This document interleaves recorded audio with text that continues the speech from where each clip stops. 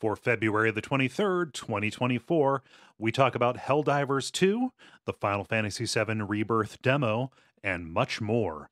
Welcome to level 491.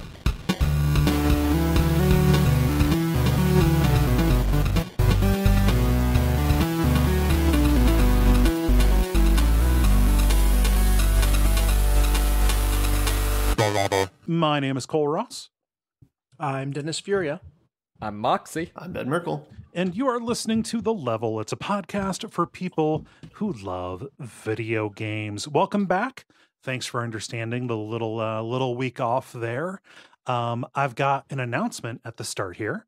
Gary and I are going to be back at the Midwest Gaming Classic this year. Ooh. Yeah. Huzzah! Where and when is that? That is in Milwaukee. The first weekend of April. Let me look at the actual dates. Let's see here.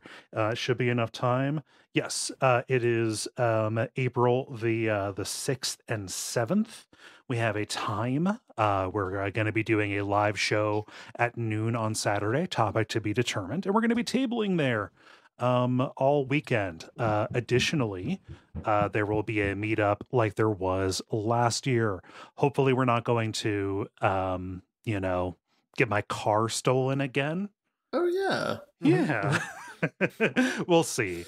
My new car doesn't have that exploit, and also I have a steering wheel lock now, so it will be as unattractive of a joyride prospect as I can make it. So yeah, looking forward to seeing you if you're coming out. Sorry about that background noise. The cats are chasing each other. Moxie, you had a trip. You weren't here the last time you recorded. Yeah, I just got back from New Orleans for Mardi Gras. Nice. How was that? Woo-hoo. It was a lot of fun. It is really difficult for me to express how truly crazy huge it is. I was there for about a week. And, 5 days, something like that. No, it's a better portion of a week. Yeah. And, every day there were in the neighborhood of, 4 parades. But... and many of the parades would have, 20 plus floats. Not all of them, but many of them. And there's been parades going on, at least on the weekends for, weeks before that, since, mid-January. Okay. Oh, sure.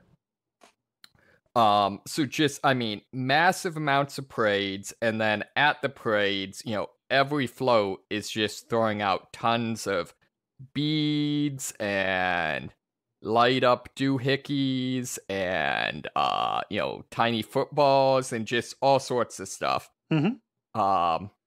One of the dumb highlights is one of the parades we were on. I guess we were kind of near the end, so by the point it got to us, the parade had kind of gotten stretched out some, and so there were often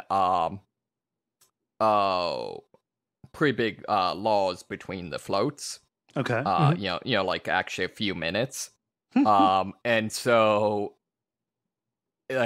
after every float, it was all of the kids would just rush into the street and continue their games of catch and tag and stuff like that. And by halfway through, everyone had 3 mini footballs. So there's just mini footballs being thrown back and forth across the street and stuff. And just left and right. Parade, game on. Yeah. Yep.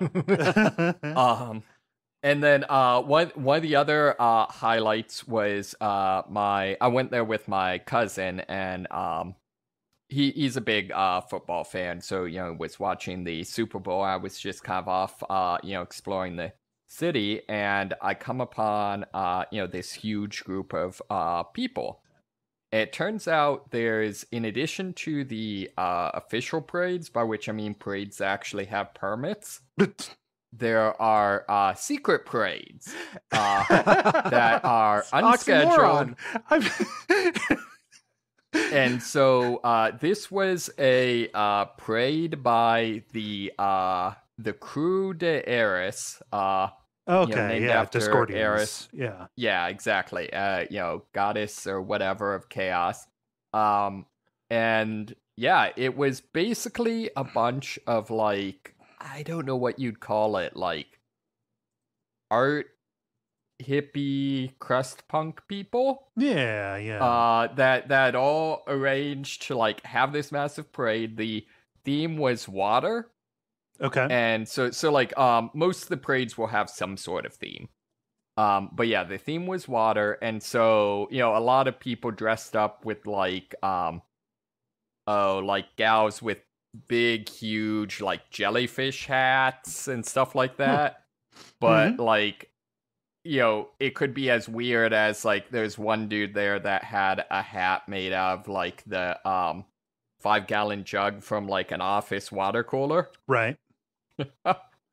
And so just marched all through French Quarter, and then just ended up by the river, just kind of hanging out.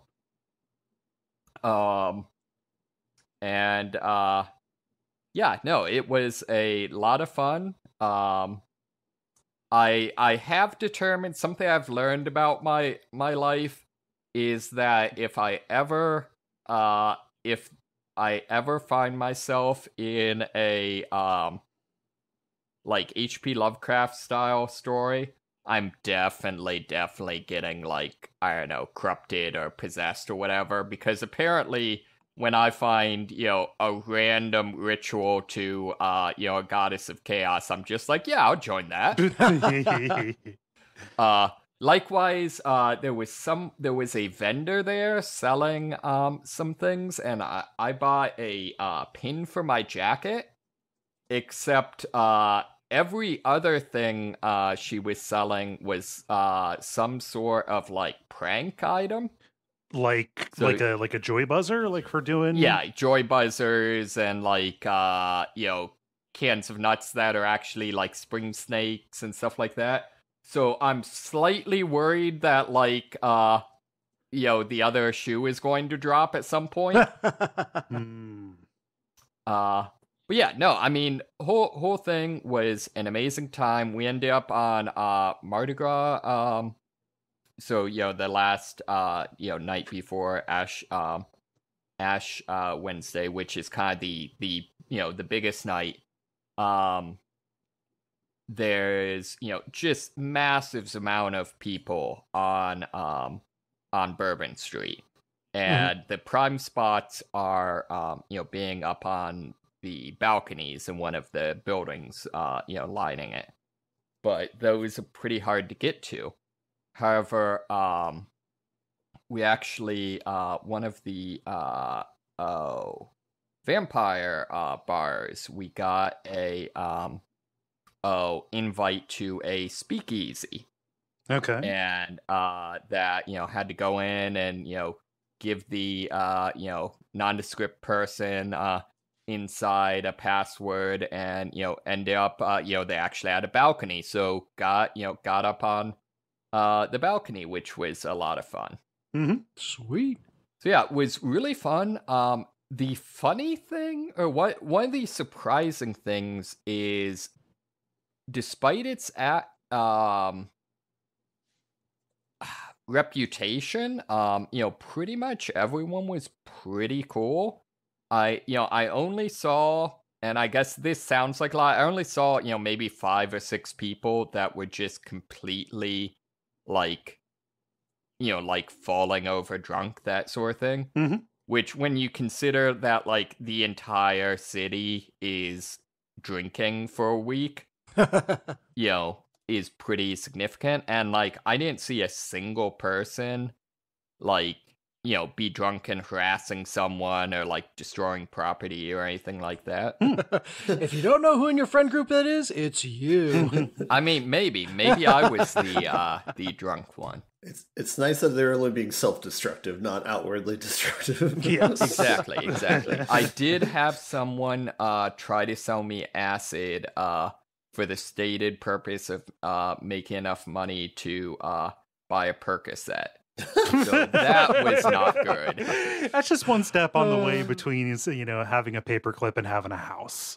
Yeah. Exactly. So that was, I'm like, nah, you do you, man. But yeah, no, it was actually really good time. Lot of fun. Actually met someone from Mansfield there, which was interesting. Oh, that's wild. I mean, you can type it in the chat, but I want to know who. Not someone. Not someone. Any of us know. Gotcha. One of the two people you don't know? That's a small world. Yeah. Okay, so it wasn't like, oh, hey, it's you. It's just like literally you just talked to somebody like, oh, where are you from? Oh, you wouldn't know. Yeah. I guess Do you have a shirt on that's like, it was I'm from basically, Mansfield? You wouldn't get it. It's a Mansfield thing. Oh, yeah. No, it was when we were up on the balcony the last night, there was a, just a crazy, industrial, kind of goth band all dressed up vampire style. Mm-hmm. And so we got talking to them, and yeah, their drummer was from Mansfield, which was interesting. Yeah, small world. Yeah. Nice. So yeah, that's me. I'm still kind of recovering, but mostly back on my feet. That's good. Good to hear. Glad you had fun. I also had a trip, but it wasn't anything super special. But it was out of character just to go and do something like that at the last minute. My brother and his daughter, my niece, they've got like a yearly tradition. They they go up to Detroit, and there are a bunch of these like restaurants that they found when they were going up and going to museums up there, so it's like these ritual spots that they really like that they try to hit every year, and I tagged along with them, went up for an overnight with that, and it was a good time. So enjoyed myself. Had ate at a really good restaurant that like mostly just sells ham. It's like they've got they've got ham and eggs, and they have a ham sandwich, and then a couple of kinds of soup, and that's it. Could you have gotten a 3-ham omelet? Oh, 3 hams would kill me for sure. Was the soup hot ham water? No, the soup was not hot ham water. They had a bean soup and they had a pea soup. Okay. Yeah. Had some pierogies at a good like little Polish place. Yeah, no. So that was a good time. And then today I got face lasers. Hell yeah! Wait, what? I mean, what? Offensive face lavers? No, lasers. They're pointed to me. So I have rosacea. Went to a dermatologist, said like, hey, I'm kind of self-conscious about this facial redness or whatever, and they said, yeah, here's some creams. It's not going to take care of everything, but there's these lasers. They've got lasers for that. So I drove down to Delaware, Ohio today and had something incredibly painful done to my entire face. Non-zero chance you become Darkman. Yes. Yeah. There might be, I don't know. There was a waiver. It was pretty long. I didn't do a control F on the Darkman process with that. But it was really weird. Like they cover your eyes and they slather you with jelly. And then they've got like a little stylus that hurts a lot when they move it, and then cover every little bit of your face with that. It zaps the blood vessels, like the inflamed blood vessels that are there from the rosacea or whatever. With the idea being destroy those, they'll be kind of like reincorporated, and your face won't be as red. I would be so panicked that I was getting a face tattoo. Damn it. This sounds like a face tattoo. It sounds a lot. They should keep these doors apart. Maybe there's a It place also I can do it sounds too. a lot like hair removal. Yes. Like for people that don't want to have beards. Yeah. For my understanding, not as painful as electrolysis. But it hurt, and it's and it's gonna, like, my face is gonna be swollen. They said you'll be lucky if you can open your eyes tomorrow. Oh Jesus! Oh my God. Yeah. I just hope that was like the thing he like entered with before starting. It's like, you'll be lucky if you can open your eyes tomorrow. say goodbye to the visible spectrum. Yeah. So that's been my whole thing. Right now, it just feels like I have a very bad sunburn. But To be fair, you did not explicitly say you did not get a face tattoo, correct? I mean, the doors were very close to each other. Yeah, It's a dragon, isn't it? It's always a dragon. Yeah, always a dragon. Dennis, how about you? Man, I'm doing good. Coming off a long weekend where I did absolutely nothing, and it was wonderful. Mm-hmm. I did some out of character streaming, and I did some streaming on Twitch. Wait. Are you just trying to do video games in the pre-roll? Are you learning from Ben? Yeah, be cool, be cool. But anyway, so the slay by comment thing that I do, we got a straight up busted deck from the very first floor. Basically, there's a relic that swaps all of your basic cards for random cards. Pandora's box. Ben might recognize. Pandora's box actually sounds pretty But it basically took away all of our basic cards, which you want out of your deck anyway, and gave us like a handcrafted, perfectly formed deck for the end game. And it's like, oh, well, we've got nothing left to do. Like, this is exactly like, if you could choose what cards you had in your deck, you would want these, and like maybe one or two others. And then on the next two floors, we got those one or two others. So it's just like, okay.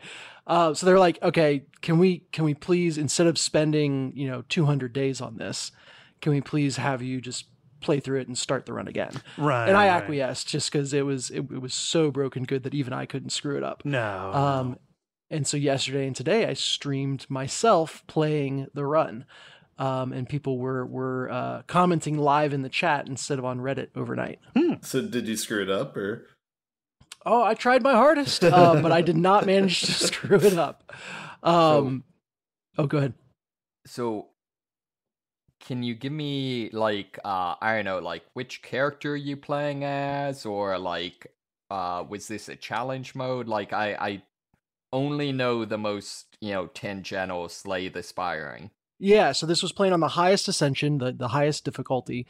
It was playing with the Watcher, which is kind of widely considered the most broken class. Like, it is probably easier to beat the game with the Watcher once you've learned it than any other character in the base game. Highest complexity, probably. Very high complexity, but also very consistently you can get a winning deck. Okay. It's all about, basically they have different stances. And one of them, Wrath stance, you deal double damage, but everyone does double damage to you. And then the other stance is Calm, doesn't do anything, but when you leave Calm stance, you get extra energy. And then you can take a bunch of cards that allow you, like, good things happen when you change stances. And then it's all about just like changing stances a million times in a turn to generate energy, do extra damage, draw cards, etc. I think I'm in Wrath stance right now. Yes. That's if you're paying attention, you're in Wrath stance. That's for sure. No. Just at this, you broke categorization here. So I did, but it's a streaming thing. It's not a gaming thing. I could have been doing anything. I would still tell this story. Okay. No, the fun part was, so for the first day, I sequestered myself away, kind of blocked some time for it. And then when I realized I wasn't going to go long, I the second time I streamed and Barrett was like playing in the basement where I was streaming. So at first I was like, oh, I'll have him watch a show while I do this. And then he very quickly decided that what I was doing was more interesting than what he was doing. Yeah. Hey, there you go. And so I'm like, talking to him. He's asking, who are you talking to? Can I go to their house? I'm hungry. I have to go potty. So we literally had a potty break. in the middle of the stream, played catch with him. He made everyone pizza. So it was just very wholesome, very fun. And still resulted in a win, despite me playing completely suboptimally and making a bunch of meme picks throughout. I mean, so were you playing it just based on your own decisions, or were you outsourcing that to chat as well in the spirit of the experiment? In the spirit of the experiment, I started trying to defer to what chat would say to do pretty quickly. What I learned is I've got a hard ceiling of like debating what to do and doing math before I just start playing cards. Oh, yeah. It's like a compulsive reflex. It's like, okay, this turn I think we have lethal, but we need to factor in how often we can get into wrath stance. So let me just count, and then 2 minutes later it's like, YOLO. Too much. Yeah. Too much. From what I've seen, like most of the streamers I've seen, it seems like the optimal is being good enough at the game that you can kind of just intuit, like what you should be doing. Right, yeah, it feels right, even if your conscious mind hasn't done the exact math. Right. Which can also be a recipe for disaster if you're not careful. Well, that's the other side. It's not fun watching someone stream if they don't mess up in hilarious ways sometimes. Right. Have I got a stream for you? But anyway, I mean, it was a solid 40 people that were watching day one, and then probably a solid 20 on day two. Lots of fun. I'll probably stream again. And I'm streaming at Green Laser 73 now. I changed it from Deck of Wonders just because I'm doing more video game stuff on it. So, yeah. Nice. Cool. And Ben, round us out. Yeah, I mean, I guess I can take Dennis's typical role and talk about board games but in the pre-roll and put Kole even further in wrath mode. I had a pretty chill weekend. I played Werewolf with some friends over the weekend. Like the White Wolf? It's like One Night Werewolf, but more than one night. It's like Mafia. Yeah, the social deduction. Okay. Yeah. Sorry, I thought you meant like the counterpart to Vampire the Masquerade. Oh, gotcha. There's one game I wanted to share the story of. I was playing with my partner, and the second round I drew the werewolf roll, and usually don't like that because usually I'm more stressed out when I have to like lie in front of people. And so when they go to tell you to wake up and see who the other werewolf is, it's my partner sitting on the couch as the other werewolf. And so, needless to say, 2 rounds into the game, I threw my partner under the bus, got them voted out because they made like an obvious blunder, but had a nice comeback feeling where we ended up winning because I gained somebody's trust and pick somebody to be a patsy more or less and turn suspicion on them. And so I got a feeling that I hadn't felt since the Among Us days of Duckstream. So now, did your partner agree when at the end you're like, "Hey, we won, babe"? I think so. There was not that much blowback. I think they would admit that they did not make a great move in claiming a role that somebody else had claimed. So, yeah, fair. It's very interesting to me that you felt very uncomfortable lying, but when it came time to betray somebody close to you, you did it with basically no hesitation. In the game, yes. Okay. Yeah. Yeah, betrayals in game. Yeah, that's fine. Oh my I have gosh. boundaries. Moxie, you were gonna see you were saying something. Sorry. Oh no, I cannot play these games. I don't understand. Sorry, this is probably my neurodivergent thing. I don't understand lying in general, and I don't understand fake lying. Right. So like my answer to all of it is like, vote for me or don't. You have literally no evidence to go on. Any choice you make is no different than random chance. Yeah. And like, Nihilist it turns approach. out that's not a compelling way to play the game. it pierces the fiction a little bit. Yeah, or apparently to some people it looks suspicious. I don't know. It's I think a way that works is like you have to genuinely believe that you're innocent or something. and just try and act like that while you're playing, even if you know you're the werewolf or imposter or whatever. But I mean, Explain. you just pretend, be like, yeah, I'm like the innocent person or whatever. Oh, I'm gonna click this kill button. Don't worry about it. That's just a bug or something. I'm still an innocent person. Like, do that. And again, this is a fascinating glimpse into Ben's mind. Only do it in the game, though. You only do it in the game. I like playing these games because I see it as like an improv exercise more than anything. It's just like, okay, each of us is playing our role, and I need to come up with an argument on the spot that is believable and deliver it in a believable way. You know, everybody is a scene partner for it. When I conceptualize it like that, I can have a very good time. You do have advantage on performance checks, I feel like, Cole. How? That sounded kind of werewolfy. I think he's the werewolf. I don't know. Maybe I've got a skill for it. I've got no idea. Oh, we've done. Also, I've learned apparently the answer to "Are you the werewolf?" should not be no, but I would like to be. No, but it seems really fun. Yeah. No, but I hope they kill you. Oh, that's been a hefty banter section. I think we ought to talk about some video games. All right. Okay. I mean, more so than the ones we already talked about. So to do that, that's why it was hefty. To do that, we need to talk, do the regular kind of show with the grind, the multiplayer, and the end boss. And why don't we get started with the grind? The grind, where we talk about the games we have been playing over the past period of time or so. Moxie, you have been away the longest, so I will go to you first. Okay, so I actually have to start by, with being away and, time having ceased for a week. Did you guys talk about Helldivers last week? No, we were not on last week.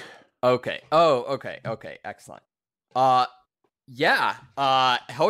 2 has dropped, I guess would be the thematically appropriate way to say it. Like server connections, or? Well, that too. And gags about dropping, gags about bugs. We got them for days. Yeah. Oh yeah.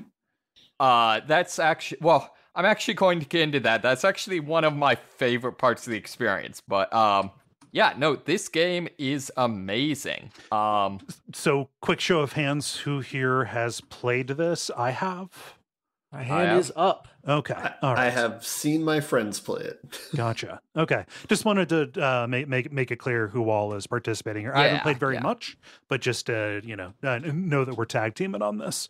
Go ahead and lay out the premise. Yeah. So I would kind of characterize the gameplay as sort of being almost like a mashup of Left 4 Dead and Call of Duty Warzone, in that like Warzone, you're basically parachuting into a hostile combat area and have to complete various objectives and then extract. However, like Left 4 Dead, it is overtly a PvE game. Although what makes the gameplay interesting is when I say PvE game, that does not mean that you will not be killing the other players, because this is very much a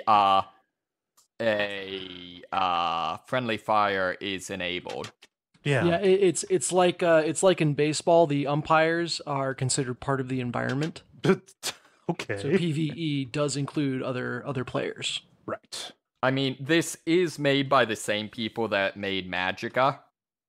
Mm-hmm. That's these people. Okay, I didn't know that. Yeah. So friendly fire is a feature. Yes. Is it also made by the same people who made Helldivers? Yes. Okay. I would hope so. It looks very different. It's a different. Oh yeah. It's a different genre entirely. Wasn't Helldivers like a top down twin stick shooter kind of thing? Yeah. Yep. Yeah. Mm-hmm. The other big big primary component to this is that the game world is pretty overtly a homage to Starship Troopers, the movie, not the book. Right. It is the parody of hyper-fascism. Like, you are the forces of Super Earth spreading managed democracy with freedom, which is always used as a euphemism for shooting something with a gun. Exactly. Yeah. And one of the endearing things here is everything that can support that does. All of your call outs and voice chatter support that. So like, one of the ones that's become kind of, I don't know, famous or whatever in the community is often when you chuck a grenade, your character will yell, "Here, have a taste of some liberty." That's okay. That's really bad. Oh yeah, it's all horrible. Yeah. The goofiness is very intentional. Yes. Oh yeah. But one of the things is, I mean, just an extreme attention to detail. For example, every player gets their own battleship, spaceship that is kind of their it's the lobby, but also kind of the home base. Yeah. What's the name of your Well, and that's what I was going to say. One of the things that they have added is the ability to name these. However, the way you name them is they're always the something of something, and all of the somethings are things that are very much in support of this kind of fascist maybe democracy. So you can be like, the Senator of Wrath. Yeah. Or my ship is the Superintendent of Individual Merits. So I'm fantastic. currently something just super generic just because I wanted to get to the game, like, I don't know, Wing of Twilight. The ones I was thinking of going for though, just for whatever, was I think you can be like the Unity of Individual Merit. Or the also like you can be like the Gun of Peace. That's pretty good. I saw Claw was an option, and one of the rules for Slay the Spire is if you see Claw, you take Claw. And so I'm the Claw of Destiny. One of the other things that I haven't seen before, but is apparently a thing, is apparently if you're on your ship and get disconnected from the network, all of the lights go out in your ship. Oh. So there's so much cool stuff. Like, if you look out the window, I believe, at least originally, the stuff that you're seeing happen outside your window is all procced by other people's games. Right. And so you'll see hellpods launch, you'll see orbital lasers fire down, you'll see ships move. I've even seen one video of a ship getting destroyed, which I assume has to be like a mission failure or something. Right. And that's really cool. I've noticed though, and I'm sure we'll get to this part, over the past couple days with them trying to fix the servers, that outside window marquee has gone very, very still. Yeah. Anything they can do to reduce the to reduce the queue times, I think is going to be good for them. Although it doesn't seem to be stopping people from buying it. Yeah. So my goodness, real quick before we get to that, one other gameplay thing I wanted to highlight is that, and we've kind of touched on this with you talk about the lasers and stuff. One of the big, I think you could say, innovations is the primary thing you unlock, other than just some, basic weapons, is what they call stratagems, which are basically things you can call down from your ship, like orbital bombardment, airstrikes, all those sorts of things. I love everything about this. The fact that you dial them up with basically like Street Fighter or Mortal Kombat combos. Yes, by exactly. by inputting buttons, like, and it rewards you for memorizing them, but there's also like the stress of being surrounded by a bunch of bugs or robots, and then oh no, it's not working. What's happening here? Yeah, what I mess up? Yeah, and everything up to and including the fact that you deploy them by throwing a Pokeball, basically. Yep. Yeah, it's a futuristic, cool sci-fi flair. How dare you? They also, I mean, can just dramatically turn the tide of battle. In particular, and again, this is keeping with kind of the tone of the game. What you were saying, Cole, about like liberty always means kill thing. Mm-hmm.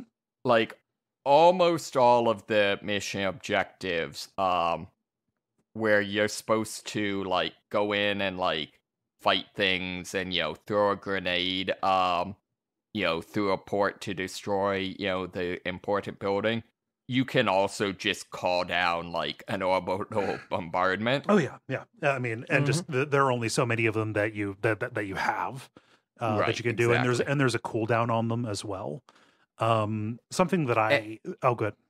Oh, I was gonna say, and all of them are very, very friendly fire enabled. Yes. Oh yes. One of the things I found in my most recent game is you can call down turrets, and turrets will shoot directly through you. Mm-hmm. Oh, no! yes. If we end up playing together, I'm going to kill one of y'all with a supply drop. It's going to happen. Oh yeah, Yes. yeah, totally. I will be funny story about that. One of the main mission types right now is rescuing civilians. Oh, So you go to an outpost, you push a button to open their door, and then 3 civilians will run towards the bunker that they're supposed to be in for evacuation. Mm-hmm. And so me being like, hey, it's kind of hairy out here. I'm going to make sure they've got some cover fire. I call down a turret, hit the button, and the first civilian runs directly under it as it comes down and crushes them in a spray of blood. The turret then proceeds to turn and mow down the other 2 like it was targeting them. So, mind your crossfires. Yeah. I mean, like the basic play even of this, just in your hands, when you're on the surface, it's a third person shooter, right? And you're pretty pulled back, so you have really good like situational awareness, but like they've got just the right amount of like ragdolling and characters diving around to feel super chaotic, but also like super cinematic sometimes too. That Combine and, that. Go ahead. That and like the mission space. You're on this. You're in this biome. Probably some kind of like proc gen, or it's one of a number that it can randomize from. But like it's not just your objectives that you're there for. It's points of interest on the way to. It's choosing where to drop in relation to the objectives and the extraction point. Like all of these little decisions that can be argued about with the people you are playing with. Yes. It's all a bunch of stuff that kind of lines up for what should be making, it makes perfect sense as a like really, really popular viral game because of those little elements. That's right, baby. Helldivers 2 is an extraction shooter. I've got no idea what an extraction shooter is. Nobody has been able to define it for me. That's one of my favorite parts of the game, both because it's kind of works from a gameplay standpoint, but especially works from a tone standpoint. Is like you do get bonus XP and money for extracting. However, as long as you complete the mission, anyone surviving actually isn't that important. Well, it's hilarious Yes. because like you can die while you're waiting for the extraction ship to land, and ridiculously, if you have lives left, they will shoot somebody down just to land to be extracted again while the extraction is there. You could be literally killed by the extraction vehicle. Uh-huh. Like if you stand under one of its jets, that will roast you. And then they'll fire you down. Fun tip: if you die that way and the vehicle, the Pelican they call it, is on the ground, you can put your shell directly into the Pelican, and it will push you up through the floor into safety. Huh. So, yeah, a little quirk there. Huh. So, I feel like. Oh, I feel like we'd be remiss if we didn't say that the biomes in this game are absolutely gorgeous. And, Oh, yeah. Cole, you described it as cinematic, but just, oh my God, there's a couple moments where it's like, I just need to stop and spend my requisite 2.3 seconds admiring the scenery here. Yeah. Just amazing lighting and just like atmospherics on it, you know? I only ever like the two missions I fucked around with were all were both on a planet that was like the superheated desert biome or whatever, fighting bugs there. It's fucking Dune. It kinda, yeah, and it was just ridiculously pretty. Well, and that one in particular just nails the Starship Troopers look. Yeah. Yeah. You know, if you haven't played against the bots, the automatons yet, you are doing yourself a disfavor. A bot mission in the jungle at night is terrifying and gorgeous in like a Predator, Vietnam kind of movie way. Like it feels straight out of one of those crazy action movies. Nice. So the other side of this that's been honestly in some ways kind of funny is just the ludicrous server issues they're having. Yeah, when I fired it up, so I fired it up yesterday during the day, probably around like 2-3 p.m., something like that. I only had to wait like, it felt like 10 minutes. Like I left it open in a window and I just went and read my sites. And then I went, read the sites, made myself a sandwich. And when I came back, I was ready to do the tutorial. So it wasn't terrible. Nice. What's the longest people here have waited? Monday night, I was on for, I think, an hour and a half, probably longer, because I played a half hour of something. Yeah, no, I didn't even get in. An hour and a half before I called it. Ooh. Yeah, and it's one of those things I didn't want to like back out and go back in, but it genuinely felt like it's like, okay, I'm just stuck somewhere. Yeah, I don't know if they've changed it, but my understanding is it doesn't appear that there's actually a login queue. It's just you periodically try to log in and either get in or don't. No. Oh. Which, everything I've seen, it seems like they did not at all, expect this to be, nearly this popular. Yeah. I think I saw, this might be someone just using hyperbole, but that their peak, concurrent users on Helldiver 1 was 7,000. And Steam is at like 700,000. So two orders of magnitude up from what they would expect. The only thing I've seen with relation to this is they tweeted out that it wasn't just like a server issue of like needing more hardware, that it was like they needed to change things in the game to make it work with that level of traffic. Yeah, I could definitely see that. Yeah, I mean, this from does my get... Oh, go ahead. Oh, go on. Well, I was gonna say from my days in consulting, we'd always tell people like everyone wants to plan for if things go worse than expected, but nobody ever plans for if things go way better than expected. Yeah. And there was always a portion of our clients that were calling us in a panic because like they absolutely crushed it and they don't know where to go next. So nice little dingus you got there. You thought about scaling it? Yeah. and that's why when I worked in marketing, the majority of the things that we made videos for were for scaling shit. Yeah. So this does get into what's actually maybe my favorite part of all this, which is that the community is actually pretty amazing. I don't know if any of you guys have gone to the Reddit, but the posts, I'm doing air quotes like complaining about the servers, are almost all actually pretty entertaining memes. Okay. Anything from like people have started to equate the two enemies in the games are the androids and the bugs. So equating that to the bugs are the bugs obviously and the androids are the servers. Oh, okay. People posting, screenshots from Starship Troopers with, all I want is to do my part. Just, everything just keeping it in the spirit of it.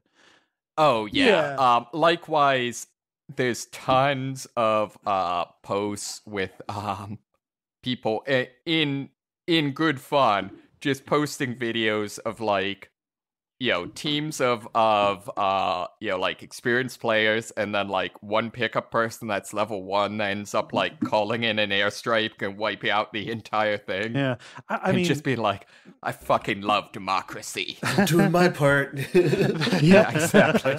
I mean, there's I don't know. There's a lot to be said for. I don't know. I can't say this with certainty, but it feels like the fact that it is co-op PvE is helping keep a little bit of the toxic out. Yeah, and I'd agree with that. And the developer, responded. I saw this.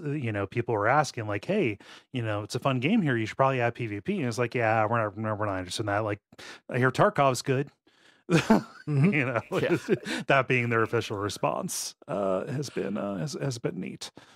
And in general, like the communication has been so amazing. So, I'm in the Discord, I'm on Reddit, and just in general, they have updates every day. Anytime anything happens, they've even given updates that are just like, "Hey, we're still hard at work. Yeah, it's taken a long time, but just wanted to pop in and say that we are still hard at work." Yeah, and like that. That's all I want from these teams is that kind of clarity. Mm-hmm. So kudos, like it sucks that they are having to not just buy more servers, but redo entire portions of the game to make this work. And obviously you wish that hadn't happened because you want to play the game, because you don't want them burning themselves out when they should be celebrating their great success.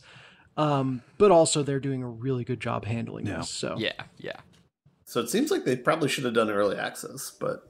It was basically a surprise launch. They had that they had it was like it was I never heard about it before. I never saw any like headlines about it anyway, and they're just like, "Hey, here's Helldivers 2. It's a different kind of game.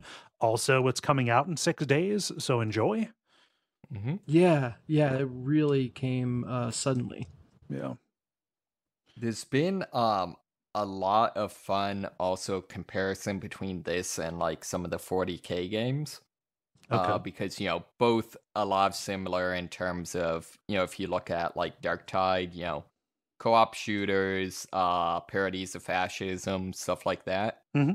It's really, I was talking with some people on Discord, it's interesting to me the degree to which this being on the surface a much more optimistic game in its like propaganda, it's interesting how that allows it to parody completely different like parts of fascism than like what 40K is able to. Yeah, it's like most of these people aren't the big scary ugly bad guys. They're just patsies. Mm-hmm. Right, exactly. Very patriotic patsies. Well, and you're also not seeing you're out at the edge. You're also not seeing. Oh no, no. You're also like you don't spend any time in the Imperial core, so you don't see what. I don't know. I wouldn't give this this civilization a lot of credit until we see Right. Oh yeah, no, I don't mean that. I mean more though. Like 40K does a really good job of kind of skewering the like hyper macho and like fundamentalist parts of fascism, mm-hmm. but by its nature it can't really do any of the like patriotism, like, oh yeah, we're the greatest, because like it's all about like everything sucks and you should be happy for that. It's got Fallout-esque vibes. Right. Yeah. Oh, the best line is there's a person in your thing who's like, "Man, I love my job serving democracy here. It's great that the government even leases me the tools I need to do my job." Right. One of my other favorite chatters is when you complete the missions, one of the messages you can get is, "That was one for the record books." where all missions are recorded for future reference. Oh, the other one, when you come back from a mission, the existence of the existence of high casualty missions implies the existence of low casualty missions. And we can all take solace in that. Yeah. It's a So freaking good. It's You just stand here quoting it all night. It's a pretty well put together game if you put aside the fact that people can't really play it right now, which that is a bummer, right? Because if I said, if I said, hey, do we want to get a 3-person game going or something like that? I'm free at 7 p.m. this night. Well, okay, it's not just a die roll whether or not I get in the first 30 minutes or whatever. It is 4 die rolls. Yeah. Or 3 die rolls, or however many people are playing, right? I do feel like it's a interesting commentary on like the cynicism you often see from the like the AAA game community of like, hey, it turns out if you do a really good job and like make a great game that's not afraid to be political, people are actually willing to like overlook a ton of problems. Yeah. Like maybe you shouldn't just make cynical, safe AAA games. But I mean, we're seeing that with Larian. We're seeing that with what's the other big indie one that came out recently? But yeah, I mean, Baldur's Gate certainly was that way. Yeah. Not beholden to just corporate interests. Yeah. Oh yeah. Not trying to back off of stuff. Go ahead. I feel like it happens like every year. It's like a single player. Well, in this case, it's a multiplayer game, but usually it's like a single player strong narrative game comes out. It's like, yes, more of this, please. Yeah, please. Yep. That's it's hard. Like every game we've mentioned is a feat in and of itself, but also, Yeah, I think it was with there being like one each year, I think it was Moon from the Slack who said like a classic is whatever game the industry will learn all the wrong lessons from or something. Yep. Yeah. Yeah. That's a very good way to put it. Yeah. But, I mean, do we have any final thoughts on Helldivers? I mean, I did 2 missions. I just did them by myself. It balanced pretty well for them. I died a few times, but, made some daring, dramatic escapes and felt pretty good about it. Yeah. So My first experience was dropping in with friends. Like I joined the game of friends that I saw playing. And they were experienced enough to know what we were doing, where they were going, and kind of how everything worked. And the disorientation I felt of like, I don't know what anything is. I don't know where anything is. I don't know what we're doing here. I'm just trying to keep these guys in sight, and not get lost in this forest full of flesh-eating bugs was so just tonally spot on. I was like, this is a very unique experience. Yeah. We find that our greatest advantage is surprise. Well, surprise, drop you. Oh god. Nice. You played anything else besides Helldivers 2? So I have one other that is not I played, but just a really fun anecdote I wanted to share. Okay. Filed under the like, I hope to someday enjoy something as much as these people did. There's a local like Dungeons and Dragons themed coffee shop. So get your coffee, and then there's tons of people playing various board games, card games, D&D campaigns, all that sort of thing. And while I was there getting a coffee, there were two dudes playing wherever the Disney Magic the Gathering is. Lorcana? Yes, that is it. But doing the sound effects for their cards, the pew-pews and stuff like that as they're playing. It's like, dude, I hope to someday be as excited about something as they are. So that's the sum total of that thing. But play Lorcana like nobody's watching. Yep. Nice. I only have one that I want to talk about here. I went back on something I said last time, and I did play the demo for Final Fantasy VII Rebirth. Okay.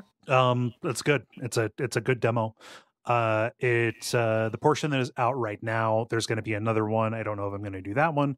But the portion that is out right now, for people who know the story of Final Fantasy VII, it is the flashback of Cloud telling the story of basically Sephiroth's origin, like how he went crazy and became the bad guy kind of deal. This mission that was 5 years in the past in Cloud's hometown of Nibelheim. It's a famous scene, and if you know the greater story of Final Fantasy VII, you know that what you are seeing is not the way that it actually happens. And it's fun to see the way that they play with that. It's difficult to react to it from a story perspective because it is so contained. But the play is actually really cool. I was worried a little bit about how they were going to adapt to these bigger, wider open spaces after a remake. Being mostly in these hallways, kind of confined to the alleys and facilities of Midgar. Here, you are going up this big mountain, you're going around in this big village of Nibelheim, and poking around, looking for pickups and stuff. It's still very much a guided kind of experience, but there is, just a ton more scenery to look out and navigate as you try to find your way around. Even with people grousing about the yellow paint or whatever, there is yellow paint here. Get over it. It is less frustrating than being lost. Please and thank you. The big thing though here is the combat, which feels like a good upgrade on the combat from from Remake. The big thing that they are adding, kind of in addition to what was already there, real time with these active skills or what have you, is kind of a reliance on something that was a little bit kind of hacked together in the first one, which are these synergy attacks. If two characters have an active time kind of resource, point to use, you can dial in particular kind of like dual attacks. Think like the X attacks or the twin attacks or triple attacks in Chrono Trigger. Where you can, freeze the game, and then dial in your selection and then do those. And they even have it like dual limit breaks that you can do as well in particular situations, so that is interesting. And it is cool to play around with it. It's also fun, the fact that you get to play as Sephiroth in this one, and plays entirely differently than Cloud, whereas Cloud can like shift into a stance where he is less mobile and cannot dodge, but does a ton of attacks very quickly. Sephiroth doesn't have like a mode shift. He has like finishers that you can dial in after particular combos that go. So it like kind of takes you into this more like streak heavy streak heavy and aggressive style of combat, as opposed to like negotiating being a little bit more mobile versus being more damage output heavy. So like it's not like I was worried about how the combat and stuff was going to go. But I was pleasantly surprised at how well it kind of came together, and the presentational stuff is on point. I'm pretty excited about this one coming out. Very cool. Yeah, that does sound cool. This demo is separate than the game that's coming out, or is it like a part of that game? Or it's one of the first things that'll happen in the main game as it goes. I think I get a bonus or something. I get a little collectible doodad for having done played the demo or whatever. But yeah, it's a flashback that takes place in the story to kind of set up some reveals that'll happen way later in the story, which does draw attention to the fact that we don't know how far Rebirth is going to go in the overall story of Final Fantasy VII, or if it's going to diverge in a huge and heavy way. And I have kept myself, aside from the demo, pretty unspoiled about things that they have announced. So, is there an explicit target for how many games they want to make while they're remaking Final Fantasy VII? I thought it was 3. I thought it was 7. I thought it was 3. If they do 4, that is ridiculous, because that will definitely take them basically a decade to have re-released this entire game telling this story. Ooh, yeah. And also, at the rate that they are going, since Remake was a PS4 game and Rebirth is a mid-cycle PS5 game, it may be possible that this remake, quote unquote, spans 3 generations of consoles. They're targeting the PS7. Yeah, it's fucking dumb. So, can I ask a super cynical question? Is the story of Final Fantasy VII actually good enough to justify all of this? Oh, I'm too close. It's hard for me to say. Objectively about that. I think that it is a good story, especially as it relates to kind of identity. With kind of the things that's going on with Cloud. It's a story that I'm kind of excited to see another take on, especially as they're iterating and making something that is aware that it is kind of a retelling, it's with all the caveats of it being a goofy melodramatic story, etc. Having Nomura and that sensibility kind of foregrounded, that's probably a lot of buy-in, maybe too much buy-in for some people, but like with all those caveats, I would say it's enough to have me excited about it. Yeah. Cool. But that's about it. The only other thing I've been playing is some Yakuza 0, but I've not played enough of that to have too much of an opinion. I've only played 13 hours, so I'm not really on the tutorial yet. Yeah. I've played like 6 hours or something like that. But I want to get more like side shit under my belt as I go. Because otherwise the thing I would have to say is these random encounters are a little bit of a bummer, but man, this is a really fun crime drama, which is what Yakuza games are to me, So see, I feel like 90% of what I hear about Yakuza has nothing to do with the storyline and everything to do with like racing go-karts and stuff. Yeah. I mean, it's got something for everybody. I don't know. The only one of these that I have played all the way through is the original Yakuza for the PS2, and this is just an incredibly good crime drama. Like just the story, even if there was nothing else, this would be kind of engaging to work through. The fact that you have this bonkers side story stuff that kind of builds out this district in Tokyo, all of that is also great. So I'm not somebody who just skips the main story. I find joy in that as well. Yeah. That's all nice. I've got. Dennis, since you also had Helldivers stuff, I'll throw it to you as well. No, I have Helldivers. I have the Slay the Spire that I played for my dumb series that I do, and that's it. Oh, that's it. Okay. Mm-hmm. Well, you've already talked about those. I know, right? Yeah. Ben, how about you? Speaking about things we've already talked about, I only have 2 small things, so it's been nothing new, unfortunately. Okay. I've continued to play Resident Evil VR. It's gotten a little bit scarier because you have a bunch of bug head things coming at you and are lower on resources in places.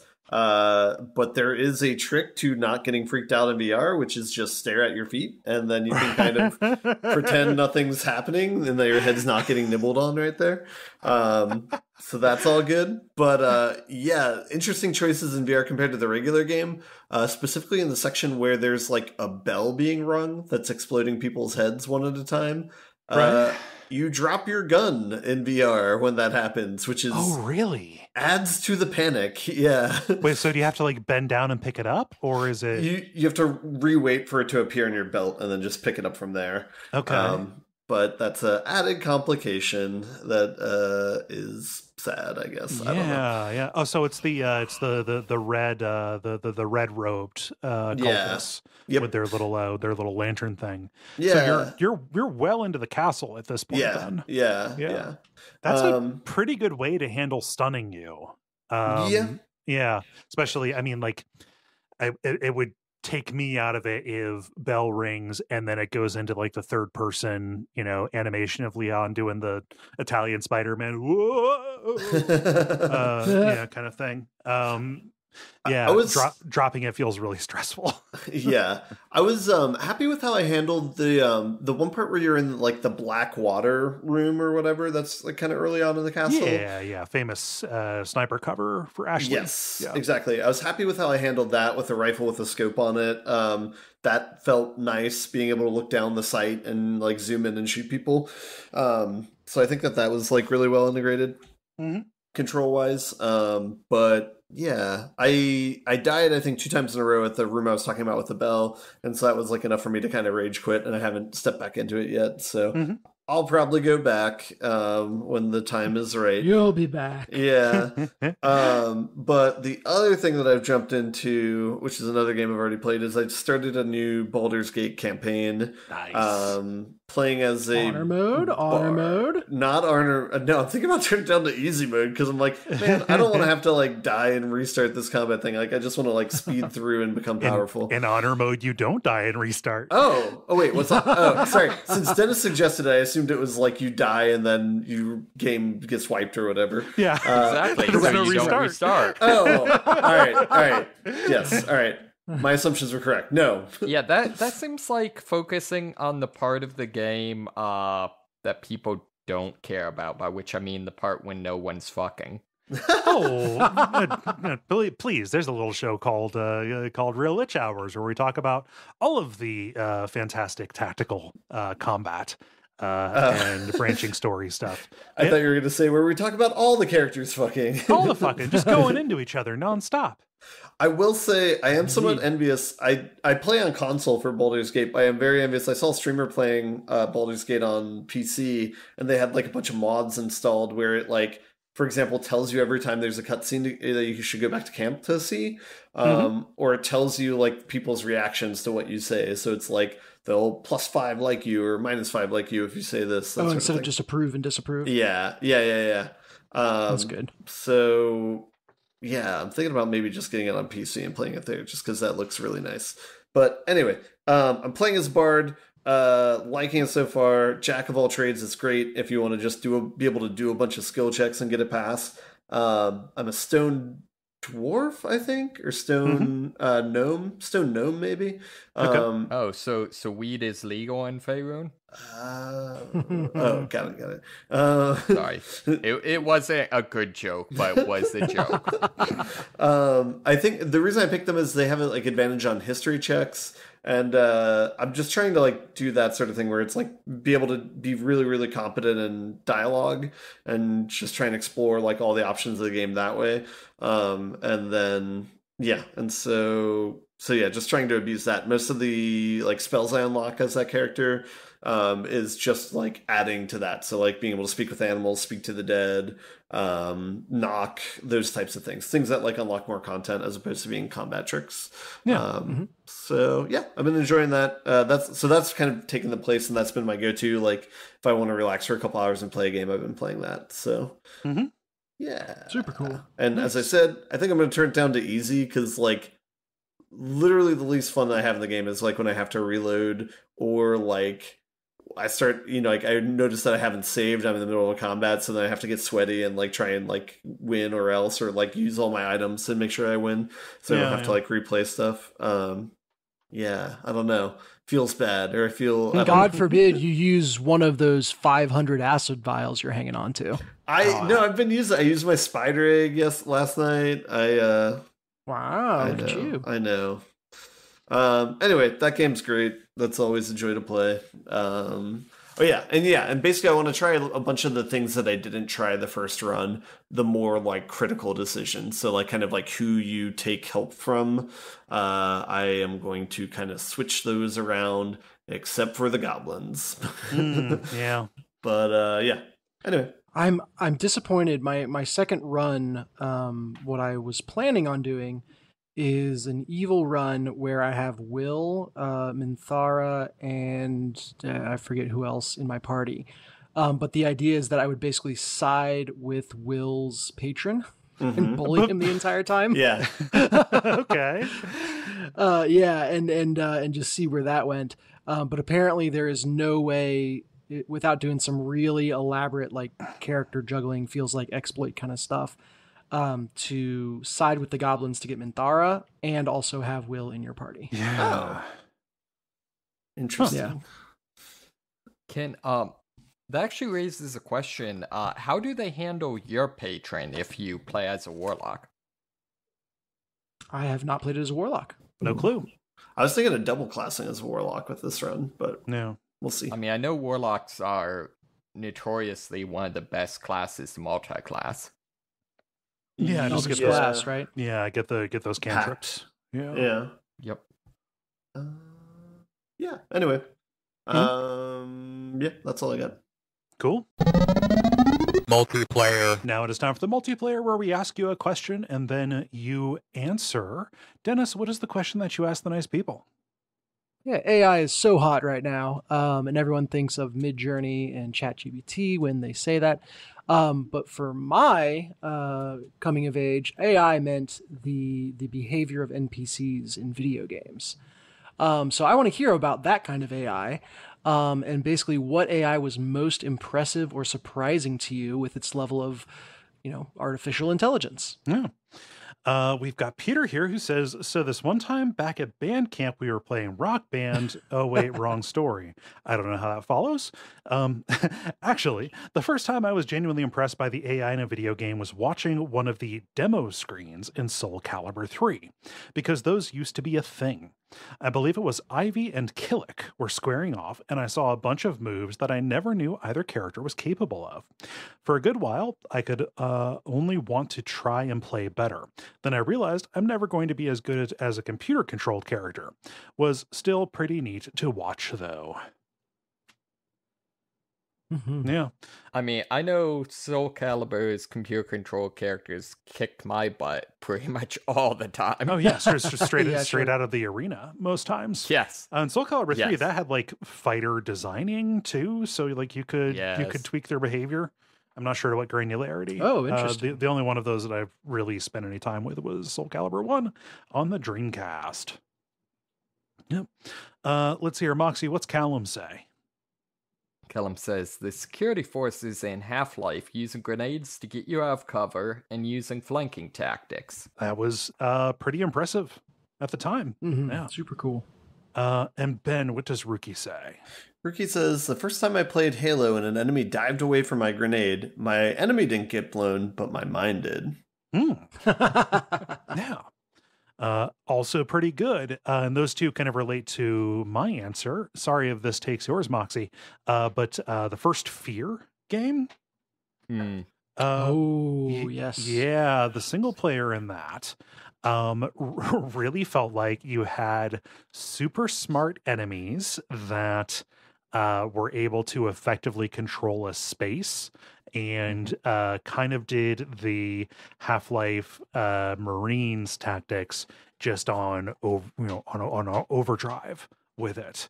In reality, what they were doing was they had very simple AI. They just knew how to design these levels to always give them something to do these little tricks, which is why it was so many office, specifically like office spaces that you were shooting up. But it was really effective. Not an especially scary game, but it kind of felt like, oh, this is a game that is getting harder on an axis that isn't just I die faster and the enemies die slower, right? One of the things that I particularly remember is that the enemies could like topple over shelves in order to make cover. Mm-hmm. Yeah, they would kick over very tables cool. and stuff too.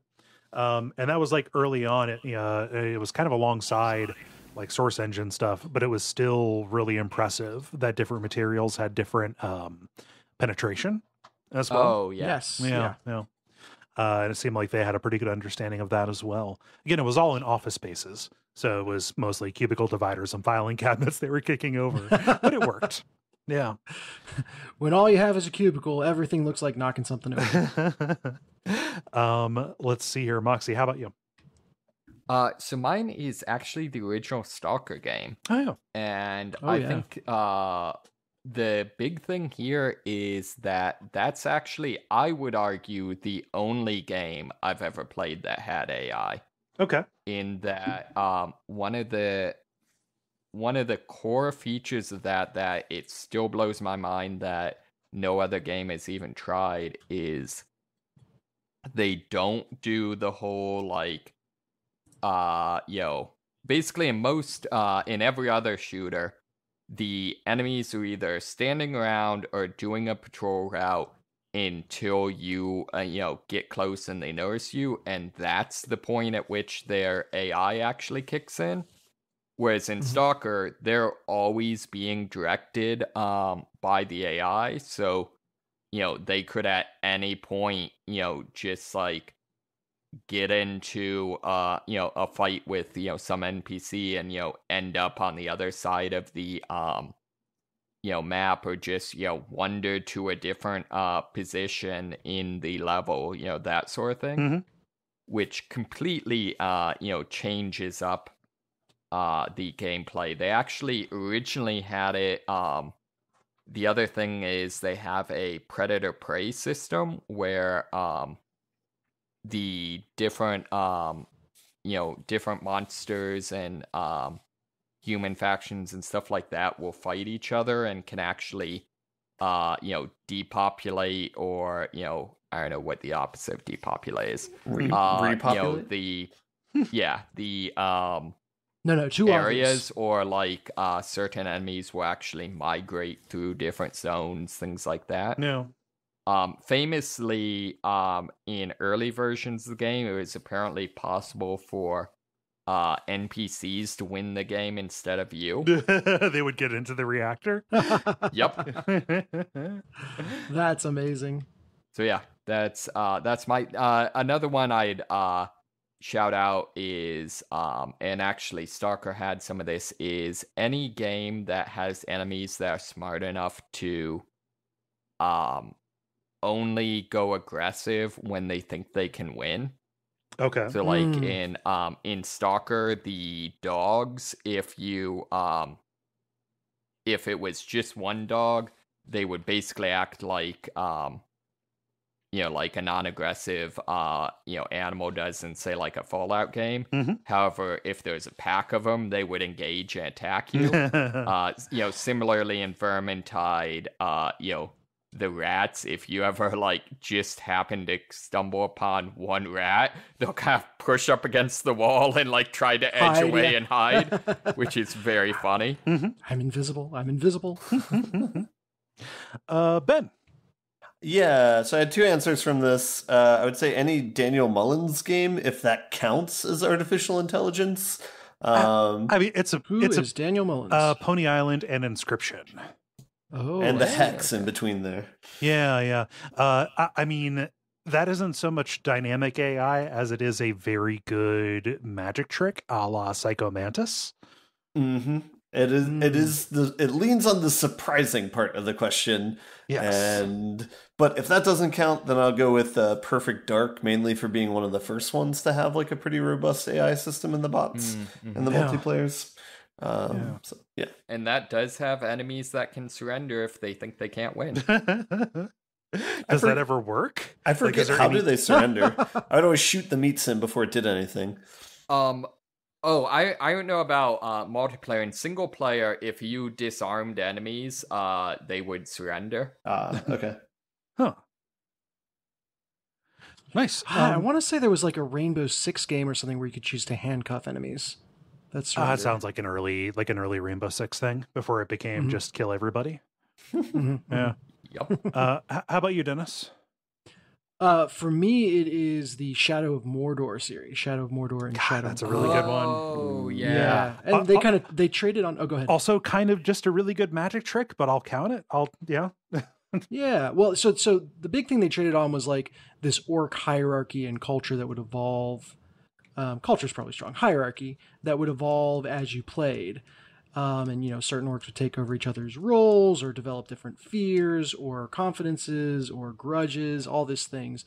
So there's all this political maneuvering that's happening within their ranks. And you could infiltrate those ranks and have orcs kind of secretly working for you, or carry out assassinations, or you could stoke a rivalry, etc.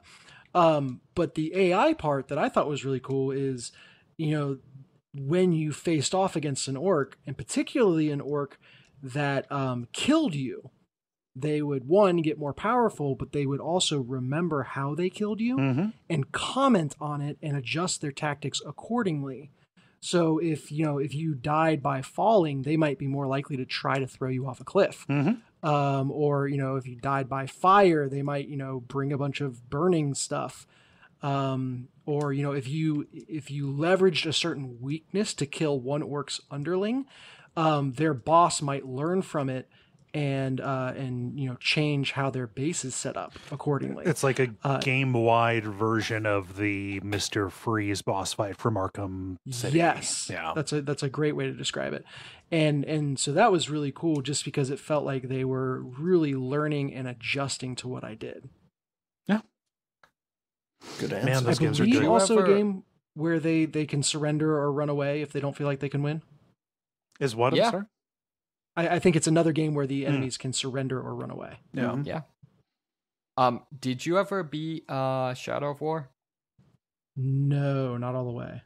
Someone needs to beat that just so I can talk with them about how insanely off the rails that game goes. It's the second one, correct? Yeah. Yes. I have it. I just have not played it. Is that the... Okay, it is one of my favorite games of all time, but the storyline is kind of good, but it goes really off the rails in entertaining Is that the ways. one where they make Shalab a sexy lady? That's the second one. Yeah. Okay. Yes. All right. And that is by far the least strange decision they make. Nice. Well, good answers. Thanks everybody for participating. If you want to throw in on these, go to the Duckfeed community group on Facebook. Watch for the prompts to go up on Monday afternoons. Thank you for posting this, Dennis. Mm-hmm. The end boss. Now it is time for the end boss, where we talk about things that are happening in the world of video games and how we feel about them. Ben, what's happening in the world of video game movies? Yeah, I was going to say my news story is basically a picture, but they dropped a new photo for the Borderlands movie. And by new, I think there's only one teaser photo made like 3 years ago that I think was on Jamie Lee Curtis's Twitter. But it was just like an outline of Lilith. But this one is kind of like a more poster shot of like the main characters in the movie. So it does feature Cate Blanchett as Lilith. It features Kevin Hart and Jamie Lee Curtis as characters I don't recognize. And then Tannis and unfortunately Roland. All right. And then it has like Claptrap and then Tiny Tina and a Psycho. So I guess the newsworthy thing of this is that this movie might actually come out this year, even though it was filmed a couple years ago. And I think it was first teased about like 9 years ago, so it's been in talks for forever. So I imagine since that there's a poster that's put out today, by the time this podcast comes out, there's probably going to be a trailer for it.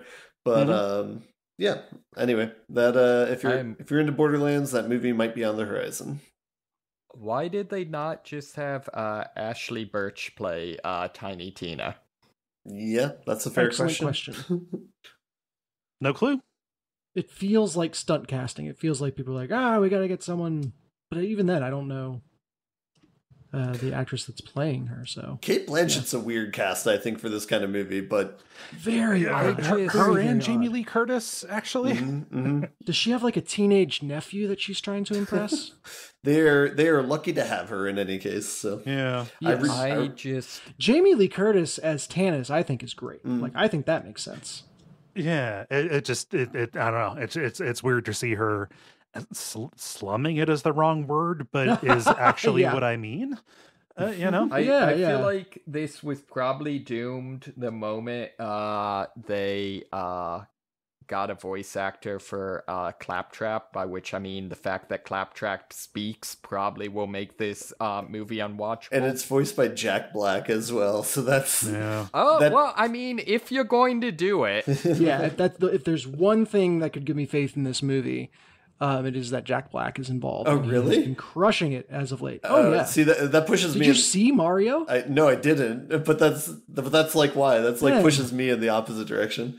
You gotta go see the Mario movie and then come talk to me. I'm not gonna lie. That is actually, I was going to ask, what is the one, like, can anyone name a scenario where this is a decent movie and Jack Black is actually a fairly decent, like, maybe there is hope. I was I hoping. mean, I still don't think it's gonna happen. I'm just saying the most positive thing. On is his the other involvement. hand, I would probably watch a Tiny Tina's Wonderland movie. I just want to see a movie use the convention of this is somebody's tabletop role-playing game. Yeah. Which I guess is what Stranger Things does now. I stopped following it around season 2, so. Yeah, I don't know. Let's see here. Let's keep it to the world of post-apocalyptic shooters with role-playing elements. Moxie, what's happening with Magic? Yeah, so this is ostensibly me presenting a news story, but is really me hoping that Ben will explain to me what a news story means. Sure. Apparently, Magic is doing a Universe Beyond, which is Fallout. However, it's not a real Fallout, or not a real Magic expansion. It is for commanders and or commander decks or something, and collectible cards. Yeah. And apparently a bunch of the cards are actually just like re-releases of classic cards with Fallout art. Yeah. Do you want me to chime in with my... Yeah, so like what is a Ben, commander? your thoughts? Yeah. So Commander's like a mode of Magic. I would say it's like a playing Magic that's most like D&D in the sense that like you get together with friends to do it. It takes like 4 to 6 hours, so you kind of make a evening out of it. But the difference is it's just like painful and brutal and kind of like Risk, where somebody can get knocked out really early, and it's just like, I don't know, it can be a trudge depending upon what the commander decks are. But it's basically like decks that are like completely broken, and there's this weird like having to try and keep everybody in check sort of thing element going on, and things are like highly synergistic. As maybe a way that you could explain Commander.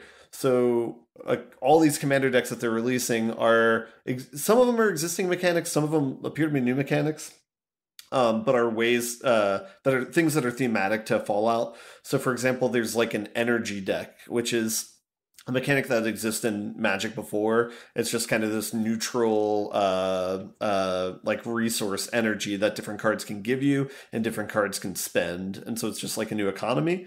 They have one that's specific to this, where they have rad counters that you can get on your Magic cards that I think work a similar way, where it's kind of its own economy. But namely, some of the cards that they're re-releasing in this set are Armageddon, which is Destroy All Lands, which is like a vintage card, and Soul Ring, which is another vintage card. And not only is it just another vintage card, but it's not technically... I can't remember if it's in the Power 9 or not, but it is as powerful as a Power 9 card, and better than some of the Power 9 cards. So... So those are kind of notable releases with it. The part that I'm confused at is some of these expansions will make their way into like modern and modern playable in Magic. So you'll see them if you play Arena, or like maybe they'll make them into cubes and stuff like that. Definitely the Lord of the Rings set did that. But for example, the Doctor Who set, I believe that's already released, but I haven't seen any of that in modern. So I'm not sure what kind of cuts through or not. So I'll be interested to see kind of what sticks with this set, if that kind of infiltrates its way into modern or not. So yeah, I don't know if this is that, but from reading some of the commentary, my understanding is that they're doing this like Elseworlds or whatever they call it thing. But like so far, the Middle Earth one has been the only one that's been a full set. Yeah.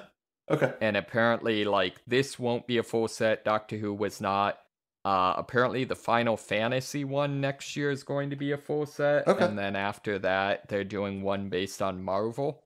Yeah, which is like, it's curious why they do that, because it's like, it seems like it's just printing money if they release it as a set that people can play and that will integrate into the modern and stuff like that. Like, I think the Lord of the Rings one was like really, really successful in that sense. But whatever, I don't know. They'll figure out ways to make money. It's Wizards. Do you think they play test the ones that are not full sets a lot less? Like it's their excuse to just have fun? It could be, yeah. Because if you're just making a commander deck, you know, like you're just making sure that it's synergistic within that set, and you don't need to worry about power curving that much, just because it's like it's not going to be the most broken commander deck, I imagine. And the fact that like the cards aren't making their way into modern means that they don't have to care about the power balancing as much.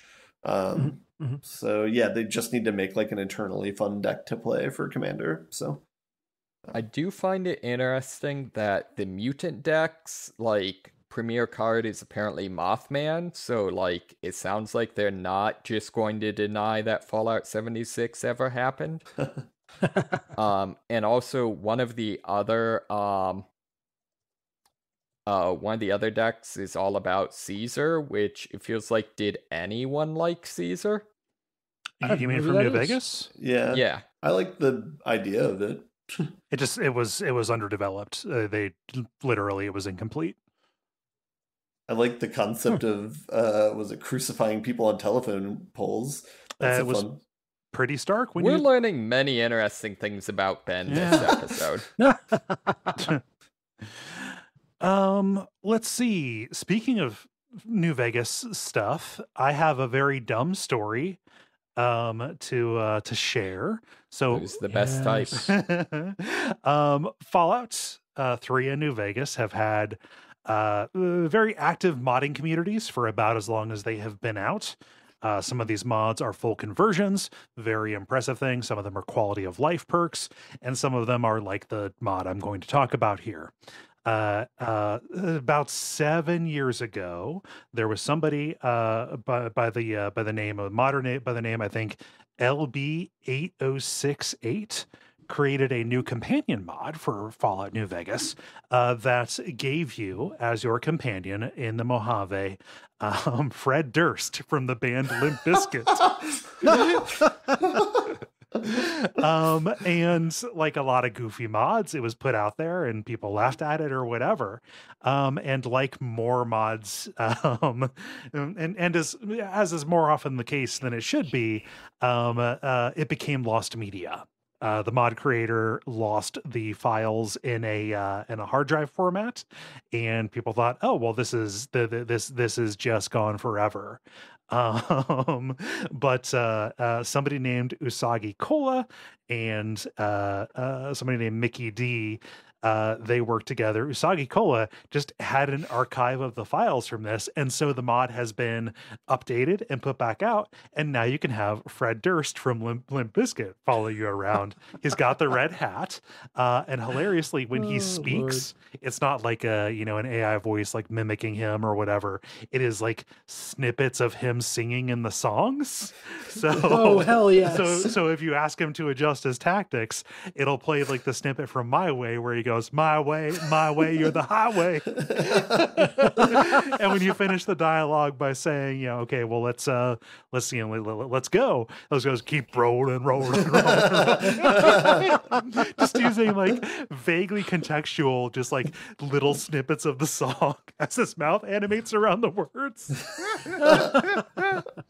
The video of it is very good if you go and search for it. And our shared culture has gotten that much richer by this not being dead as we imagined it to be.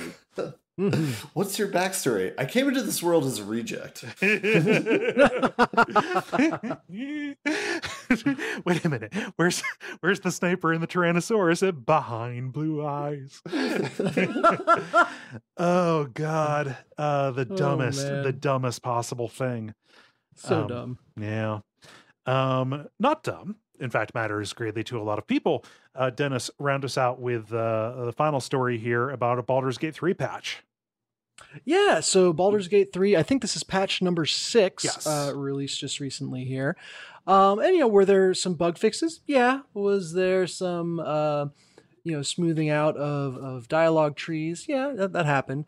But the real important thing they did is they added more kissing. And it was posited earlier in this show that Baldur's Gate 3 could potentially not just be about everybody fucking all the time. And so I'm going to submit this as Exhibit A. You have way more ways to kiss your partner, ranging from sweet to very, very steamy. And it is randomly rolled when you choose that option, which one you get. So a whole new set of ways to interact with your partner that you are romancing. It ranges from just a nice little peck on the head to Asterion getting very handsy, we will say. I think you need to go stand in front of a fan after you watch that one. But yeah, this is Larian understanding the assignment, I would say. People want to live in this world, and they're enhancing the part of Baldur's Gate that people actually care about. Come now. Phrasing. Anyway, they also added more camp interactions. Like camp is a livelier place now. And something that's just a really big quality of life upgrade is now you don't have to dismiss a party member before bringing another in. So before, if you tried to bring someone into your party, you would have to stop talking to the person you wanted to bring in, go to the person you wanted to switch out from, and then go back. And that just was a lot of unnecessary walking around. Yeah, it's a bummer. And even the kiss thing, it's nice to have more variety, and it's also nice for they improved the existing kisses as well, like just shot them better. It's a difficult thing to animate, right? And it's hard to tell because since it came out, I have not, I'm not going and doing the same stuff. So like on my first playthrough, I romanced Karlach. In my current one, romancing Shadowheart. Have no clue. What the fuck are you doing, Dottie? Sorry. Dottie's in the hallway just jumping up and scratching at the wall several times. Oh my God. Yeah. It's Dottie's way or the highway. Yeah. Sorry. But so clearly you have a body buried in the wall and you need to go excavate. Yeah, it's a Silent Hill 4 situation.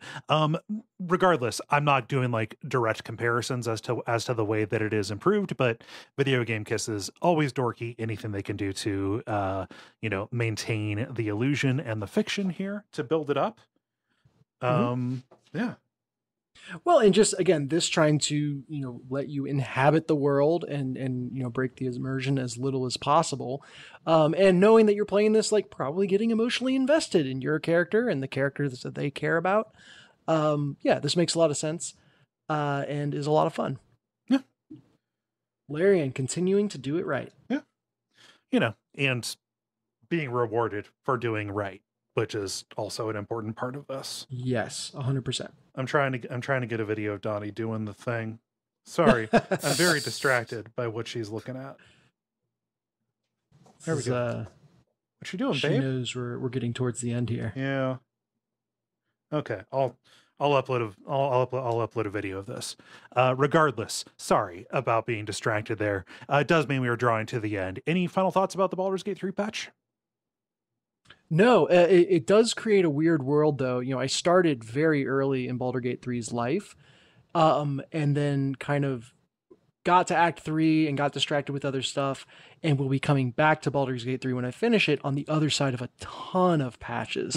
And so I'm kind of wondering, like, I'm splitting this game over several patches. Is that going to break stuff? Is that going to get weird? I don't know. Nah, probably not. So. I mean, just Fingers like real crossed, life, not. early in my life, I was horrible at kissing, and now much better. Oh. Yeah, exactly. How do y'all feel about buttoning it up? Buttons. The credit. Thank you so much for listening to level number 491. Gonna remind you, if you are in the area or would like to travel, Gary and I are going to be at the Midwest Gaming Classic in Milwaukee, Wisconsin, as opposed to the other Milwaukees that are out there, on April the 6th and 7th. We have a panel. We're going to be at a table. We'll have more details about a meetup. It'll be good fun. Meanwhile, for this show, if you would like to help us, you listen to podcasts, you know what to do. you can leave a rating or review. You can tell your friends. You can back us on Patreon. You can tell me what the fuck this cat is doing. Sorry, I'm normally really good at ignoring their antics, but I need to check and see what's up there. Yeah, really. Literally climbing up the walls. Yeah. Is there anything I'm forgetting?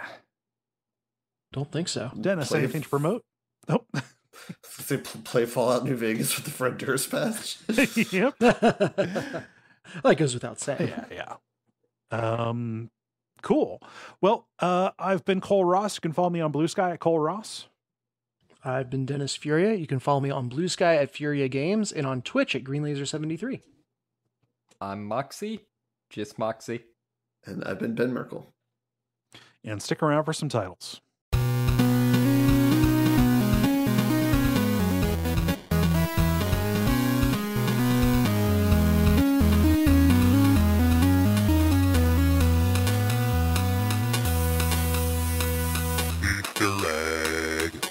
I only have one. It's you don't restart. Okay. Who? I have Go ahead. I have Pandora's Box. Actually, I have that as well. Actually, a beer by I Breckenridge. know, I looked it up. Yeah. Yeah. Okay. Is that all you had? That was it. All right, Moxie. Anything else besides Pandora's Box? I also have They've Got Lasers for that. Okay, Ben, what you got? I got nothing. Okay. I like They've Got Lasers for that. Yeah, that Support sounds this. good. All right. I don't want to promote that beer. I haven't had it, so it's hard to tell. Fair enough. Fair enough. All right. Well, yeah, no, it is. It is decided.